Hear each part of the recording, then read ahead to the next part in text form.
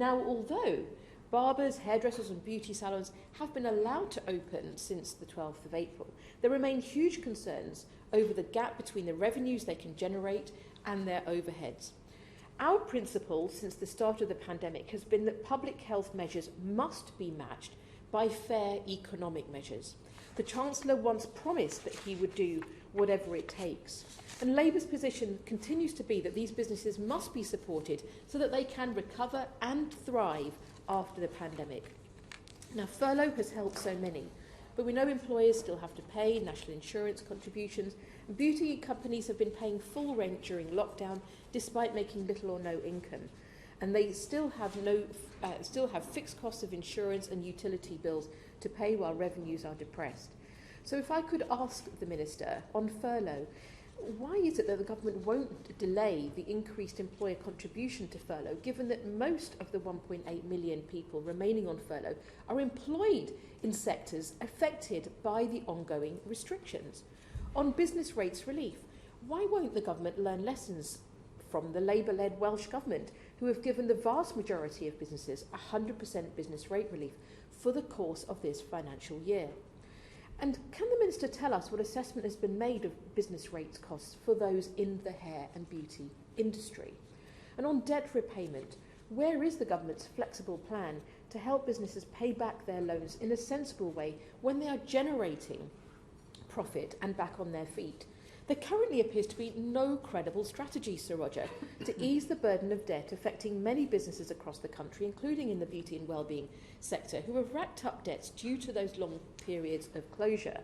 And forcing businesses to start making debt repayments, whether they are profitable or not, will squeeze the amount that they have to invest to grow or to take on new staff. For some, it could mean complete closure. Campaigners say that their salons typically operate on a wafer-thin 2 to 5% profit margin in normal trading conditions. And with social distancing requirements still in place, it means an average salon can often only operate at around 50% of previous capacity. This is why Labour would give businesses flexibility to repay debt they have taken on during the crisis and link it, Sir Roger, to what they are making. All of these measures would be invaluable to helping beauty businesses to survive. With clear warning signs, the sector is in difficulties, and further closures would also have a far greater impact on women's income, as almost 90% of those employed in the industry are female. And because of this, it's a predominantly female-led sector.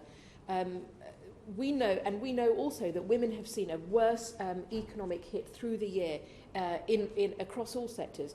It is important to know from the Minister what further steps are being taken to ensure those in the beauty sector do not continue to be disproportionately affected by the economic impact of this pandemic. I want to also pay tribute to the hair and beauty salons across our country as well. They play an enormous role, as you said, at the heart of our communities. And in my constituency of Feltham and Heston, I've seen this. And I've also seen a large proportion of ethnic minority communities in my constituency as well. BAME-led hairdressers like His and Her Beauty Salon, run by Ishra Rao and family, that's at the heart of Hounslow West. When we go along the parade and we talk to the shop owners, how much they just come out and they say how much they're still struggling. And that I still don't think that voice is heard sufficiently as we think about the economic recovery that we face. And I want to thank them for what they continue to do and for continuing to share their stories with us all. And it is right that there are new grants available as part of the Restart Grant scheme, but we have no idea of how well these are supporting the beauty sector.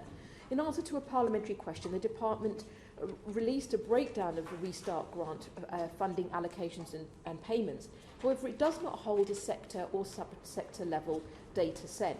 If the government point to the Restart Grant as a key support measure for the beauty industry, will the Minister not now publish how much of this funding is actually reaching those beauty and wellbeing businesses? And on skills, we know that there have been an almost 30% fewer apprenticeship starts in hair and beauty in the first 6 months of this academic year compared to the last. And the Save Our Salons campaign group estimates that nearly 4 in 5 will not recruit any apprenticeships this year. As the salons struggle to take on new trainees and hold on to staff leaving for other sectors, how will the government ensure that they retain the skill sets needed for it to thrive in the future? These are businesses that make a vital contribution to our economy. We know the government's approach to the crisis has failed to appreciate the importance of the sector and provide the extent of the support needed. Businesses have done right by our country during this crisis, and the government must now do right by them. The health and well-being and beauty sector is a skilled and creative sector at the heart of our communities, which absolutely deserves our support. Thank you, Sir Roger. Thank you.